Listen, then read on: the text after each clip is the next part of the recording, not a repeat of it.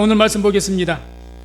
레위기 1장 1절에서 9절까지 통해서 하나님께서 연락하시는 제사, 이런 제목으로 말씀을 선포하도록 하겠습니다.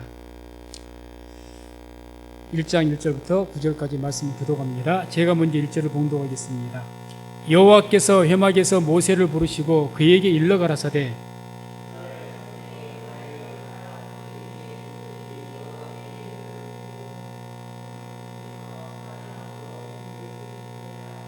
그 예물이 소의 번제이면 흠없는 수컷으로 회막문에서 여호와 앞에 연락하시도록 드릴지니라.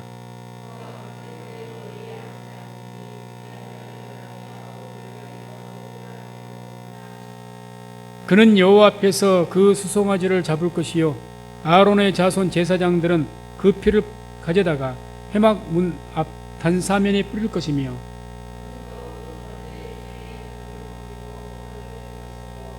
제사장 아론의 자손들은 단 위에 불을 두고 불 위에 나무를 버려놓고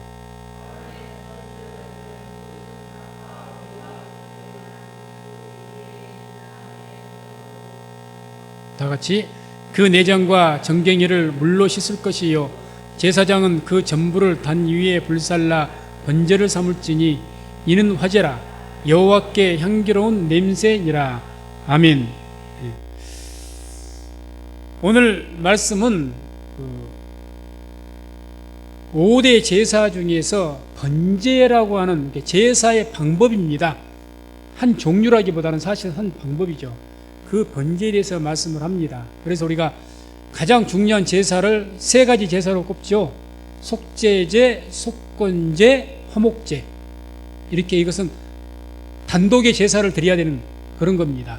그래서 속죄제라고 하는 것은 우리가 죄를 범하는 것이 하나님의 법을 어겼던 그 죄를 범하는 생각이 날 때마다 하나님 앞에 속죄 제사를 드려야겠고, 속건제는 하나님의 거룩한 성물 이런 것들을 더럽히고 파손했다든지 더럽게 했다든지 그랬을 때 속건 제사를 드리게 돼 있고, 화목의 제사는 감사의 제사입니다.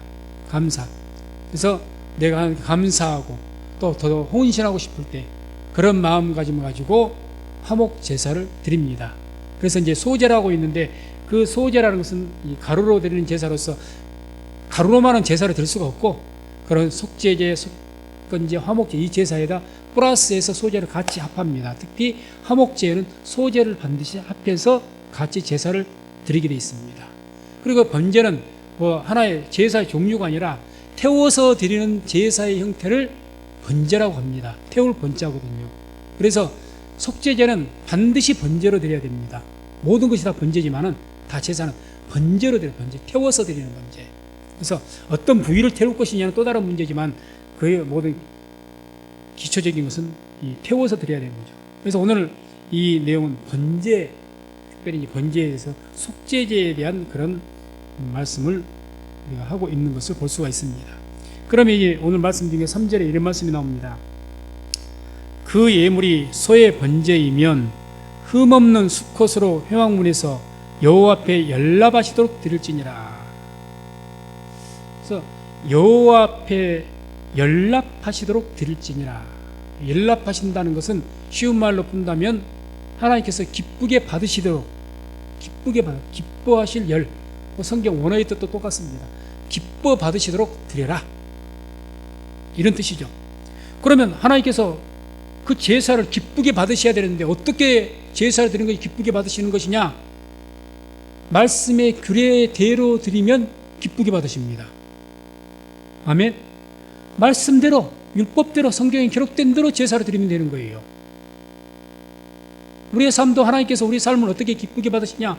말씀대로 살면 기쁘게 받으실 줄로 믿습니다. 당연한 이야기인 거죠. 그래서 말씀대로. 그래서 이제 어떻게 제사를 드려야 될 것인지를 상세하게 말씀을 하고 있죠. 그래서 제가 이제 이 제사를 어떻게 구약 당시에 실제로 드렸는지를 제가 이번에 그 예수 전도단 그 이지웅 목사님이시라고 이분이 계시는데, 이 이지웅 목사님이 해마다 1년마다 한 번씩 청년들을 데리고 실질적으로 그렇게 속죄 제사를 짐승을 사서, 소를 사서 드려본답니다. 해년마다. 그래서 자기가 이제 그 드려서 성경대로 드려서 그 드려보고 그 어떤 느낀 것을 이제 이야기를 하시더라고요. 그래서 제가 그 말씀을 듣고 제사를 드리는 내용이 참 대단히 참혹합니다. 제사가 그렇게 점잖지 않습니다. 그래서 제가 이제 그것을 상세하게 아무튼 제가 그분은 직접 하셨던 분이고 저는 그냥 들은 이야기입니다. 그러나 가급적이면 좀 더 실제감 있게 제가 말씀을 드릴 터인데 제가 말씀드리고 싶은 것은 말씀을 듣다가 마음이 굉장히 불편할 수도 있습니다. 왜? 너무 잔혹하게 묘사를 할 것이니까 또 제가 그렇게 해야 될 이유가 있으니까 그래서 그것을 미리 이렇게 생각을 하시고 말씀을 들으시면 좋겠습니다. 그러면 이제 그 제사의 순서, 성경적인 제사의 순서에 가장 첫 번째 하는 일이 뭐냐면 흠없는 제물을 골라야 되겠죠. 흠없는 수컷을 드리라 있으니까. 그래서 흠이 없다. 그래서 아무튼 그 소면 소, 양이면 양, 아무 뭐 상처가 있다든지 뭐 부러졌다 그런 완전한 건강한 그걸 말하는 거예요. 그래서 영적으로는 우리 인간을 표현한다면 죄가 없는 거죠. 죄가 없는 것, 흠 없는 것. 그래서 그것을 물색을 해서 구별해서 준비를 해야 됩니다. 그 다음에 하는 것이 이제 그 번제물을 내가 이제 살아가다가 죄 지은 것이 기억나서 이번에 내가 하나님 앞에 참 큰 죄를 지었구나. 그래서 내가 하나님 앞에 죄를 사함받기 위해서 제물 뭐 소가 비싸면 양이라도 사가지고 또는 집에 있는 그 양을 가지고 흠 없는 것을 가지고 갔습니다. 이제 제사를 드려야 되겠죠. 그럼 가장 먼저 그 성전 문으로 들어가서 가장 먼저 하는 일이 뭐냐? 그 제물을 번제단에다가 이제 묻고 거기에 안수를 합니다. 제사장 입회하에서. 안수는 누가 하느냐? 제가 가끔 말씀드렸습니다. 제물을 가져온 백성이 우리가 하는 거예요. 제사 드릴 사람이 거기 안수를 합니다. 안수. 그 말씀이 지금 4절에 나오죠. 4절 오늘 본문에 그가 번제물의 머리에 안수할지니 그리하면 연락되어 그를 위하여 속죄가 될 것이라. 그러니까 안수하는 이유는 내가 죄를 지어서 이 제물을 가지고 왔지 않습니까? 내가 안수함을 통해서 나의 죄를 누구에게 전가를 시킵니까? 짐승에게 전가를 시키는 거예요. 소나 양에게. 그게 안수입니다. 뭔가를 전가하는 게 안수죠. 그래서 가장 첫 번째 전가가 되는 것은 내 죄가 전가가 돼요. 또 하나 전가된 것이 있습니다. 이걸 우리가 잊을 수가 있는데 우리가 안수함을 통해서 죄에는 하나님의 극렬한 진노가 함께 따라다닙니다. 그거 잊지 마시기 바랍니다. 죄 그러면 우리는 단순하게 죄 짓지 말아야지 이 정도인데 성경의 묘사를 보게 되면 죄를 하나님께서 얼마나 극렬하게 진노하시고 미워하시고 거기에 저주를 퍼붓는지 모릅니다. 그 모든 진노가 그러니까 내가 죄를 지어서 그 진노가 내게 임해야 되는데 그 진노도 함께 짐승에게 넘어가는 거예요. 왜? 죄가 넘어가니까. 죄에 따라서 진노도 세트로 간단 말입니다. 이해하시겠습니까? 가는 거예요. 그 다음에 그 안수를 통해서 그 우리가 전가만 되는 것이 아니라 그 짐승에게 내게 오는 것이 있어요. 그게 뭔 줄 아십니까? 그 짐승이 흠없는 짐승이잖아요. 흠이 없는 것이 내게 옵니다. 쉽게 말하면 흠이 없는 것이 죄가 없는 것이고 의죠. 의, 영적으로. 그 의가 내게로 오는 거죠. 내게로. 그래서 의가 내게 전가가 되는 거예요. 그러니까 왜? 나는 죄가 있었는데 내 죄는 이리 갔고 그 죄 없는 흠 없음이 내게 오는 거예요. 그게 내 죄 사함하는 거죠. 이게 이제 안수하는 거죠. 짐승을 제사 드리기 전에.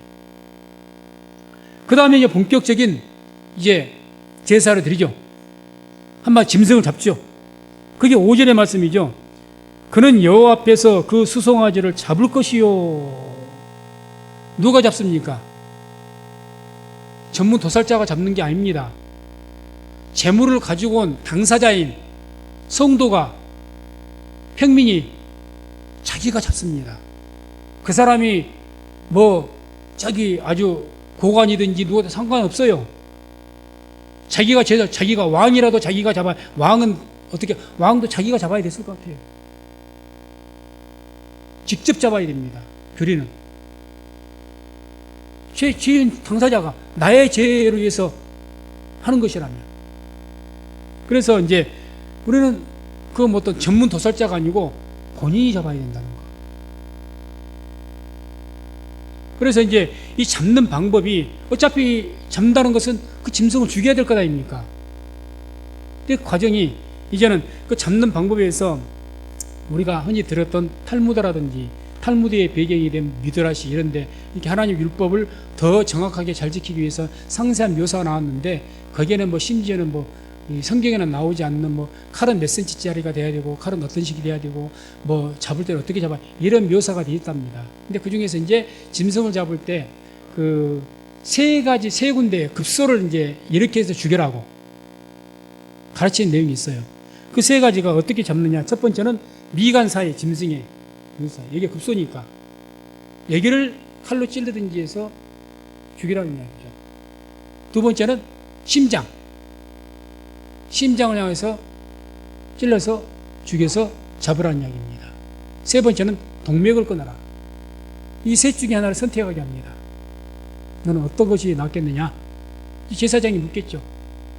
그럼 하나를 잡는 거죠. 예를 들어서 미간 사이를 한다면 그 이 목사요, 아까 이주영 목사님이 이 세 가지를 다 해봤답니다.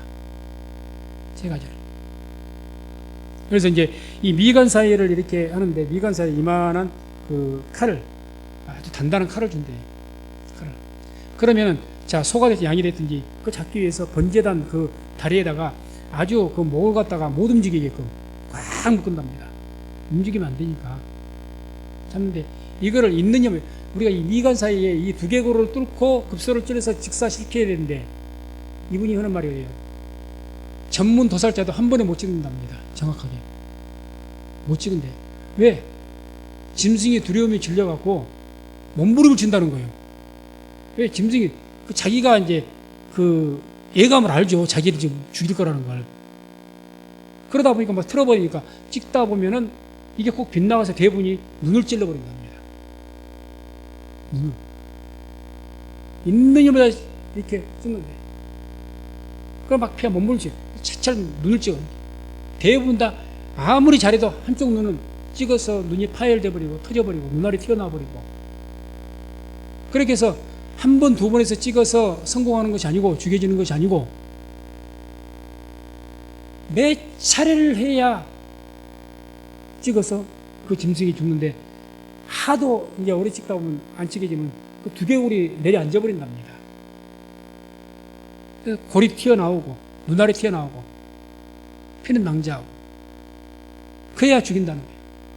그러니까 뭐 그냥 한번 점잖게 찔러서 죽는 것이 아니고 그게 뭐 쉽게 뚫려지겠습니까? 있는 힘을 다 찍어야 돼요. 있는 힘을 다해서.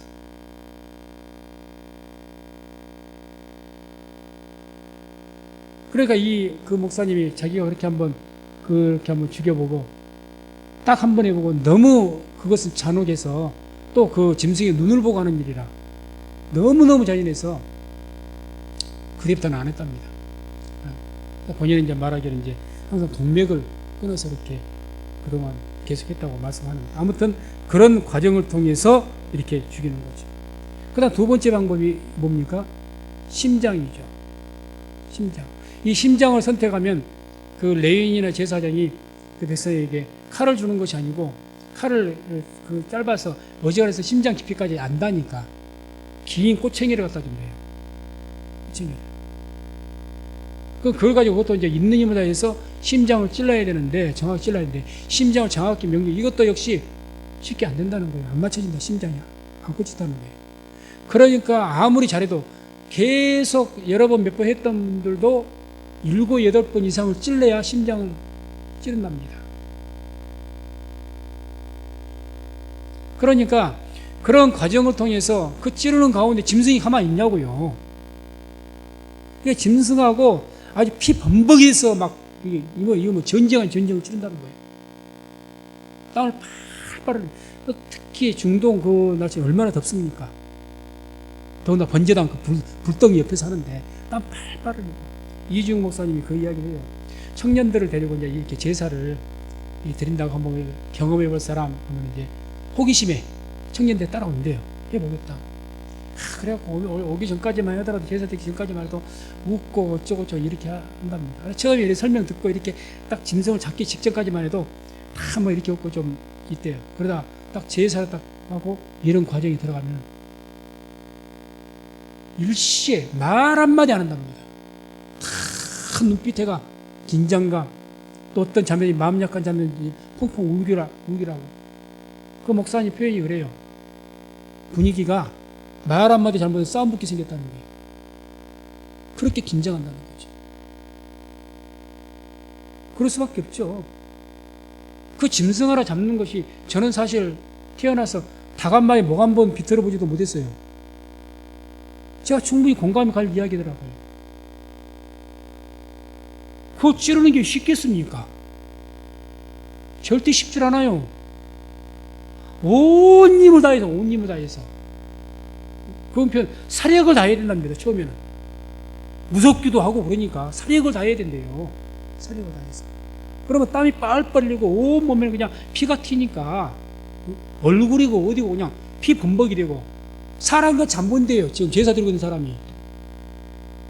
그분이 말씀하면서 제사 낭만적으로 생각하지 말아라. 제사 드리는 것이 참혹한 것이 없다, 이렇게 말해요. 제사 드리는 것이 이렇게 참혹한 것이 없다. 그나마 가장 그 중에 셋 중에 나은 것이 동맥을 끊는 거랍니다. 동맥. 그러니까 대부분 10사람이 9사람 이상은 다 동맥을 끊으려고 한대요. 동맥을 끊는 것도, 이 짐승이 이제 목을 잡고 목을 찔러서 동맥을 끊어야 되는데 바로 그게 안 끊어진다네요. 거의 막 목을 잡아서 씨름하다시피 잡아가지고 그것을 깊이 넣어서 이렇게 당기면서 그 목이 거의 3분의 1, 2가 잘라져야 동맥이 끊어진답니다.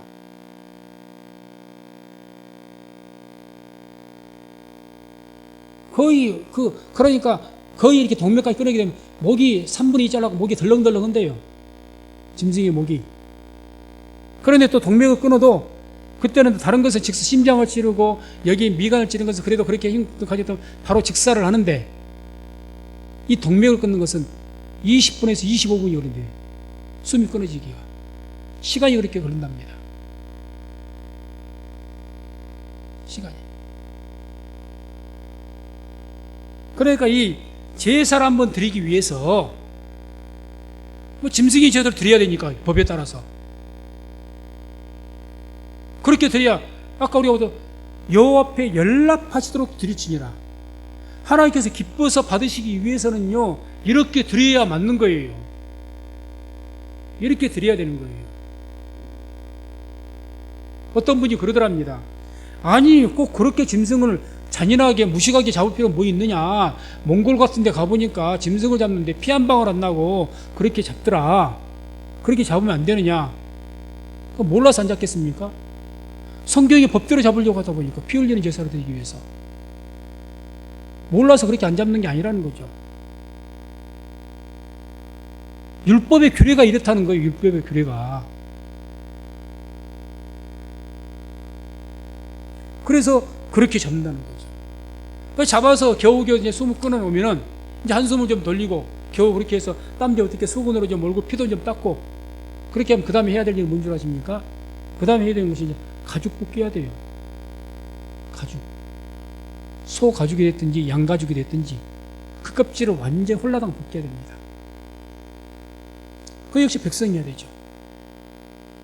6절에 그 이야기 나오지 않습니까?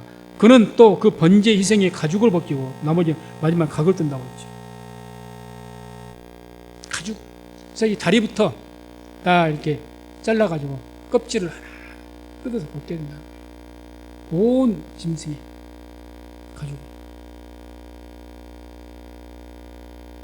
생선 가지고 하나 벗기는 것도 쉽지 않대요. 제가 벗겨보니까. 우리 옛날에 숭어 해 먹을 때 제가 숭어 대가리도 잘라봤고, 숭어 생선 대가리 하나 자른 것도 쉽지 않고, 그 껍질 벗기도 쉽지 않대요. 이 짐승 한 마리 가지고 보통 일이겠습니까? 그거 하면서 또 뭐랍니까? 배를 갈라서 내장에서 기름, 내장을 싹 다 빼야 되고 구분해야 됩니다. 기름하고 따로 태워야 되니까. 배설물은 배설물대로. 그런 과정이 하루 종일 걸린다. 거의 몇 시간 계속해서. 그럴 수밖에 없죠. 그럴 수밖에 없죠. 마지막 작업이 뭔 줄 아십니까? 백성이 해야 될, 우리가 해야 될 그 가죽 벗긴 그 짐승 각을 떼야 됩니다. 표준적은 뭐 고기를 점여야 된다 이렇게 되는데 영어 성경에는 더 원어로 정확하게 번역이 돼 있어가지고 그 마디마디를 잘라내야 된답니다. 마디마디를 짐승에 손가락 마디마디를 다 잘라서 태워야 되니까. 그럼 그것은 그때는 이제 그 제사장에는 레인이 이 칼을 준 게 아니라 이만한 손도끼를 준대요. 손도끼 찍으라고. 그래야 되겠죠.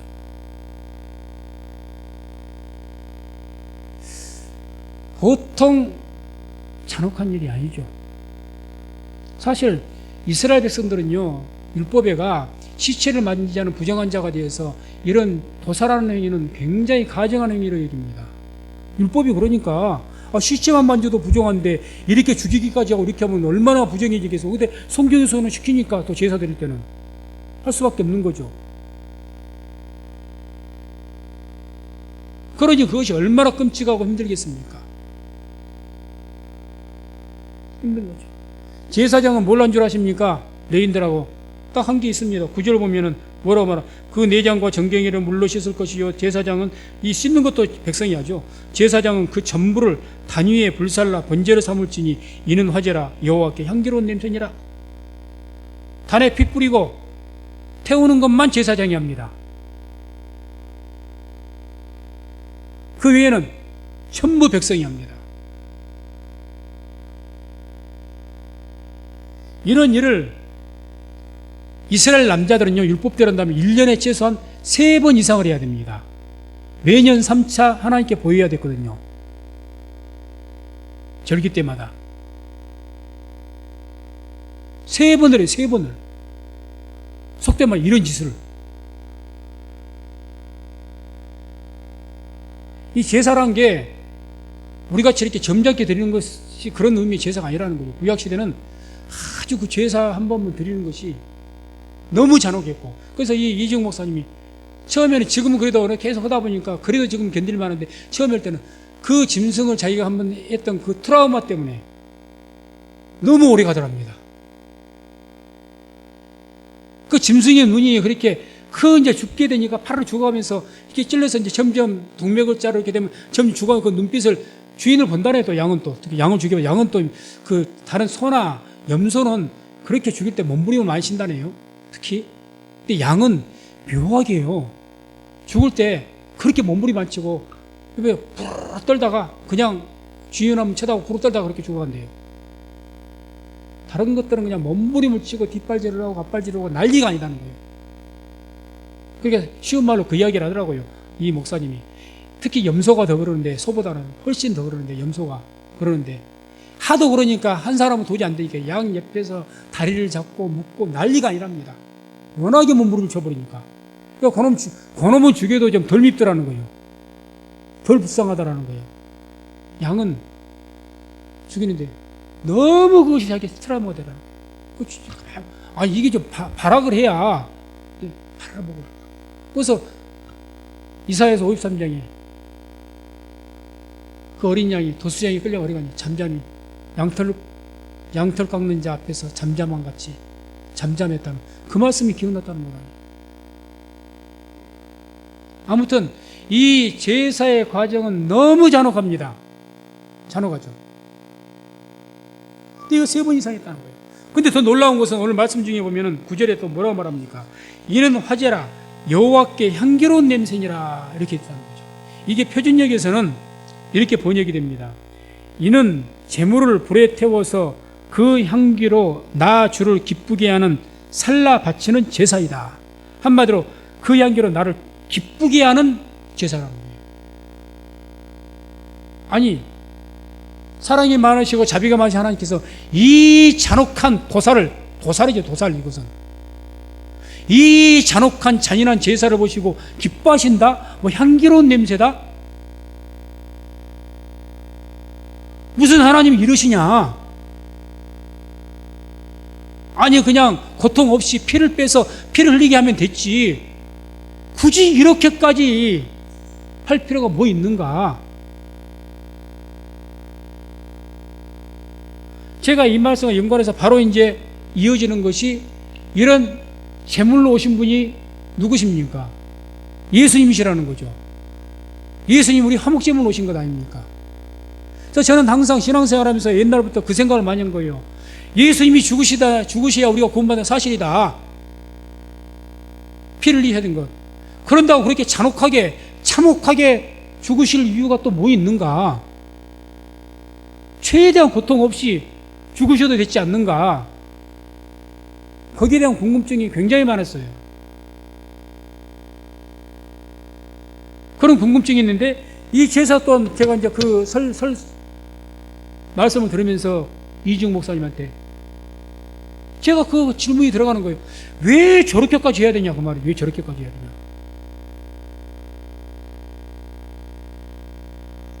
그 이유가 있습니다. 그 이유가. 그래서 제가 상세하게 설명을 드렸던 것이고 히브리서 10장 1절과 3절 한번 같이 한번 보시겠습니다. 함께 합독합니다. 율법은 장차 오는 좋은 일의 그림자요 참 형상이 아니므로 해마다 늘 드리는 바 같은 제사로는 나오는 자들을 언제든지 온전케 할 수 없느니라.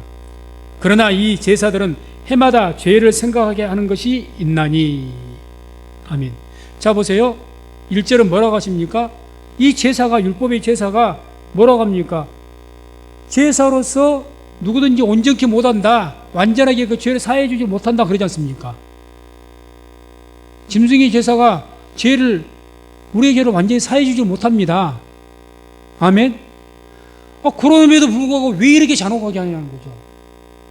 그 뒤에 3절에 답이 나오잖아요.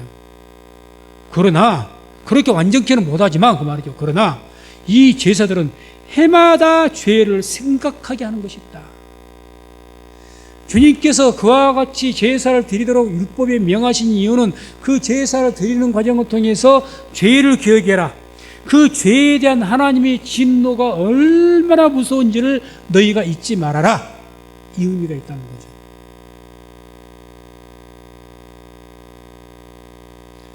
왜 제사를 그렇게 잔혹하게, 자, 이 짐승 하나를 잡는데 그렇게 잡기 위해서 온 힘을 다해야 되는데 뭔가가 그런 어떤 일을 해야 될 때 우리가 하나님의 그 어떤 공의에 의한 어떤 이 진노, 그런 모든 하나님의 공의에 의한 그 진노가 우리 대신에 그 짐승에게 쏟아졌기 때문에 그 모든 진노에 의해서 죽임을 당하는 거죠. 그만큼 하나님의 죄에 대한 그 진노가 그만큼 무섭다는 이야기입니다. 저는 그 기도를 하면서 오래되진 않았습니다만 최근부터 올해부터 그렇게 했던 것 같은데 성경을 한두 장 읽고 꼭 이제 기도에 들어갑니다.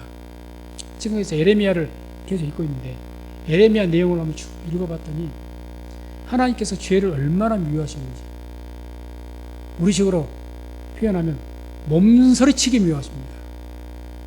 징글징글하게 미워하십니다.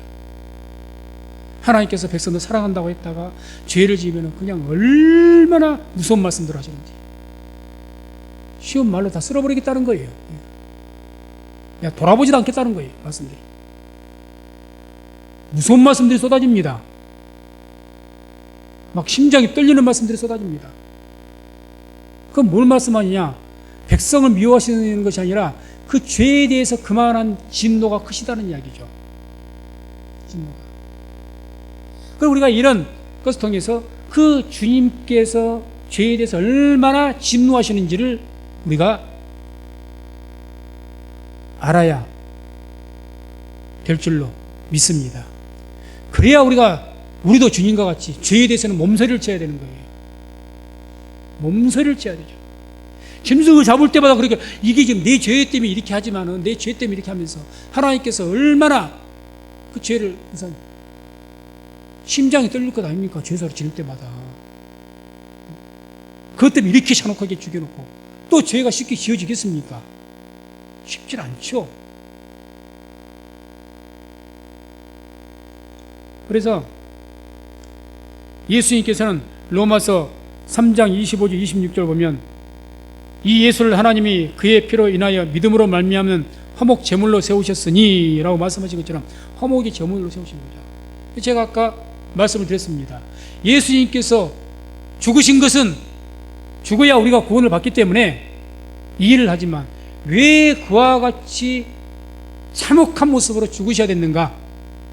그거였죠. 그래서 예수님께 죽으신 것도 뭐 영화를 보신 분들 다 아실 겁니다. 예수님의 고난. 예수께서 죽으실 때 그냥 죽으십니까? 저 채찍부터 맞으시죠. 그 채찍도 이주영 목사님 설명을 해줘요. 그래서 이 연관지에서 설명을 해주는데 그 채찍이 우리가 생각하는 가죽 채찍으로 착착 때리면 여기에서 찢어지고 그 정도가 아니고 그 채찍이 2m에서 3m 정도 길이의 가죽의 긴 채찍이랍니다. 끝에가 나비 모양 형식이 돼가지고 납 같은 쇠붙이가 들리는데 거기가 이렇게 갈고리가 이렇게 돼 있대요. 그게 딱 끝에가 달렸대요. 근데 채찍을 우리 같이 이렇게 해서 후리치는 것이 아니고 그렇게 안 된답니다. 채찍 우리가 그 낚시를 하시는 분들 하게 낚시를 하실 때 이렇게 던진대요.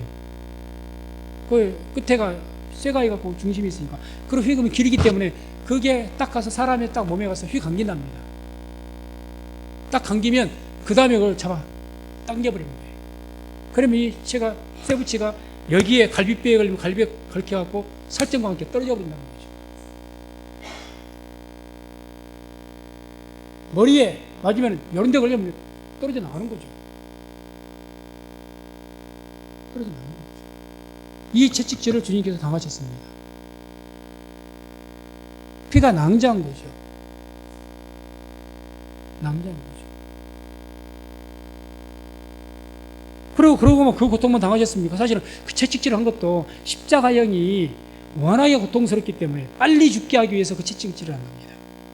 로마법이 이 십자가에 너무 고통스럽대요. 빨리 죽게 하기 위해서 피를 많이 흘려가지고 아무튼 그 채찍을 맞으신 거예요. 긍휼을 여긴 거죠. 채찍 때린 게. 그 다음에 어떻게 하셨습니까? 십자가에다 대놓고 발과 손에 뭘 했습니까? 큰 못으로 그대로 햄머를 가지고 박아버리지 않습니까? 박아버리죠. 최종적으로 어떻게 합니까? 그 십자가로 세웁니다. 그러면 어떻게 하죠? 생명이 끊어지지 않는 이상 피 흘려서 목숨이 끊어지기까지 그 무서운 고통을 당하는 거죠. 이게 십자가형이라는 거죠. 왜 그렇게 하나님의 아들이신데 왜 저렇게까지 하시는가? 그냥 죽이시면 되지. 그게 다 왜 그러느냐? 하나님의 그 무서운 진노가 예수님에게 다 쏟아진다는 거죠. 죄의 진노가 거기다 부어져 버리는 거예요. 우리에게 임할 진노가 거기에 부어져 버린 겁니다. 그러니 주님께서 하나님이여 하나님이여 어찌하여 나를 버리시니까 엘리 엘리 라마 사박사니 그 모진 고통 가운데서 그렇게 외쳐대시는 거죠. 그래서 주님께서 그와 같은 모진 고통을 당하시는 것, 또 주님께서 그런 모진 매를 맞으시고 십자가형을 당하시고 고통을 당하셔야 되는 것, 그 이유가 뭘까? 왜 이렇게까지 하나님 진노가 그렇다지만 그래도 마음이 되게 시원치 않았어요. 시원치 않았어요. 그런데 그렇게까지 참혹한 고통을 당하셔야 됩니다. 그 답을 이사야서 53장 5절과 6절에서 제가 찾았습니다. 한번 같이 보겠습니다. 이사야서 53장 5절 6절 함께 합독합니다. 그가 찔림은 우리의 허물 인함이요 그가 상함은 우리의 죄악을 인함이라. 그가 징계를 받음으로 우리가 평화를 누리고 그가 채찍에 맞음으로 우리가 나음을 입었도다. 우리는 다 양 같아서 그릇 행하여 각기 제 길로 갔거늘 여호와께서는 우리 무리의 죄악을 그에게 담당시키셨도다. 아멘. 제가 주님의 죽으심에 대해서, 이런 제사에 대해서, 잔혹함에 대해서 깊은 묵상이 없었을 때, 이 이사야를 읽었을 때는 그냥 암송을 했습니다. 기독교인이라면 기본적으로 암송해야 되는 것 아닙니까? 그러나 한 번도 이게 그가 찔림은 우리의 허물을 인하며 그가 상함은 우리의 죄악을 인하미라. 그가 징계를 받음으로 우리가 평화를 누리고 그가 채찍에 맞음으로 우리가 나음을 입었도다. 이게 마음에 와닿지 않았어요. 그런데 머릿속으로만 알았던 주님의 고난, 이게 이제 뭐 제사 이런 것들이 리얼하게 묘사가 되어지고 내가 좀 더 그래도 뭐 이거 뭐 정확히 안 게 아니죠. 그런 것을 알았을 때 이 말씀이 얼마나 큰 은혜가 되는지 모릅니다. 그러죠. 왜 그 고통을 당하셔야 됐습니까? 주님이 그렇게 고통을 당해야 우리가 죄 사함 받는 것이고 우리가 평화를 누리고 우리가 나음을 입게 되기 때문에 하나님의 모든 죄에 대한 진노가 다 쏟아져야, 한마디로 우리식으로 표현하면 분이 다 풀려져야, 하나님의 그 진노의 분이 풀려져야 평화가 임하는 거예요. 평화가 임하는. 그래서 이런 예수님의 고난은 하나님의 그 진노의 잔을 채우기 위해서 그렇게 고난을 받으셔야 되는 거죠. 그래서 예수님께서 그 겟세마네 동산에서 뭐라고 하십니까? 이 잔을 내게, 할만하시고 이 잔을 내게 지나가게 되면 그 잔이 고난의 잔입니다. 하나님의 진노의 잔을 말하는 거예요. 계시록에 진노의 잔이 나오지 않습니까? 진노의 잔. 심판 때 그렇게 뽑는다. 왜? 죄의 진노가 쏟아져 버려. 심판은 하나님의 그 진노의 잔이 쏟아져 버리는 거예요. 계시록에 대접이 쏟아지듯이 하나님의 진노가 막 쏟아져 버린 겁니다. 그렇게 그런 무서운 일들이 일어나는 거예요. 그 진노의 잔이 주님께로 다 쏟아져 버리는 거죠. 그래서 오늘 말씀을 통해서, 오늘은 그 종교개혁 503주년 기념주일입니다. 우리가 처음에 교회가 생겨나서 종교가 부패한 것이 바로 이런 죄에 대한 각성을 하지 못했고, 교회가 당시에 카톨릭이 부패하고 타락을 해서 마르틴 루터란 35세 정도 되는 신학자, 또 목사이기도 하고 신학자였던 이분이 하나님의 그 공의에 의해서 이런 종교개혁을 일으켰던 거죠. 제가 무슨 말씀을 드리고자 이 말씀을 드리고 하느냐, 우리는 하나님을 믿는 믿음의 사람으로서 이 땅이 부패하고 교회가 부패하면 그런 잘못된 것에 대해서 하나님의 공의를 가지고 개혁할 수 있는 그런 거룩한 의분이 있어야 될 줄로 믿습니다. 그게 있어야 돼요. 구약성경 읽어보세요. 히스기야라든가 요시야라든가 유명한 종교개혁자들, 백성들이 율법을 보고 죄에 타고 그 죄의 진노에 갖고 죄의 그 의분이 높아갖고 종교개혁을 일으킵니다. 그게 개혁이에요. 우리 자신도 내가 회개를 하고, 근데 내 자신이 회개하는 것이 개혁입니다. 아멘. 다 대단체에 대해서 하는 것을 이제 개혁이라고 말한다면, 나 자신을 개혁하는 것은 회개예요. 회개. 회개가 내가 나의 죄에 대한 진노가 없이 회개가 될 줄 아십니까? 이 죄가요, 몸서리치게 저주스러워야 돼. 내 죄가, 내 죄에 대해서 너무 너그러우니까 회개하지 않는 거죠. 그저 적당한 거예요. 살만한 거예요. 그러니 회개하지 않죠.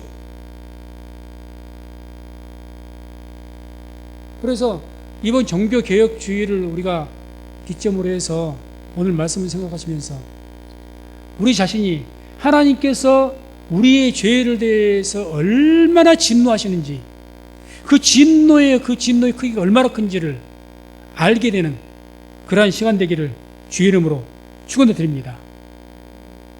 그래서 데살로니가 전서에 악은 모든 모양이라도 버리라 그러면서 나아가서 더 한 가지 중요한 것 우리가 알아야 될까? 하나님의 그 진노의 크기도 우리가 알아야 되겠지만 가장 중요한 것은 그 반면에 그 모든 무서운 진노를 누가 당해야 됐습니까? 우리가 당해야 됐습니다. 그 진노가 어디로 쏟아졌습니까? 예수님께로 옮겨가 버렸습니다. 그 은혜를 헛되이 받지 마시기 바랍니다. 그 은혜를 알아야죠. 하나님의 죄에 대한 진노가 무서운 만큼 그 진노를 우리가 받는 것이 아니라 예수 믿는 자들이 그 진노가 임하지 않는 줄로 믿습니다. 왜? 예수님께서 다 받으셔버렸거든요. 그래서 갈라디아서 3장 13절에 그리스도께서 우리를 위하여 저주를 받은 바 되사 율법의 저주에서 우리를 속량하셨으니 기록된 바 나무에 달린 자마다 다 저주 아래 있는 자라 하였습니다. 그러니 더욱더 오늘 말씀을 생각하시면서 우리가 오직 은혜, 종교개혁 그 슬로건 중에 하나였거든요. 오직 은혜, 오직 믿음, 오직 은혜죠. 오직 은혜. 이 진노를 내가 다 받았어야 될 진노인데 그 진노를 우리 주님께서 화목의 제물이 되어서, 번제의 제물이 되어서, 속죄제의 제물이 되어서 다 감당하심으로 우리가 평화를 누리게 되고 나음을 얻게 되는 줄로 믿습니다. 그래서 이렇게 두 가지를 한시치도 말아야 됩니다.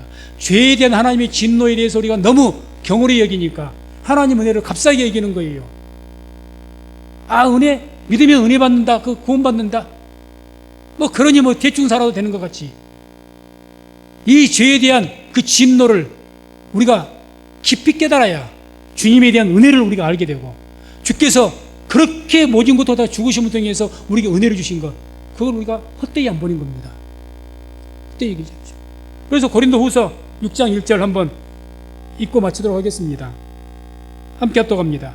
우리가 하나님과 함께 일하는 자로서 너희를 권하노니, 잘못 찾았네요. 제가 읽어드립니다. 우리가 하나님과 함께 일하는 자로서 너희를 권하노니 하나님의 은혜를 헛되이 받지 말라. 헛되이 받지 말라.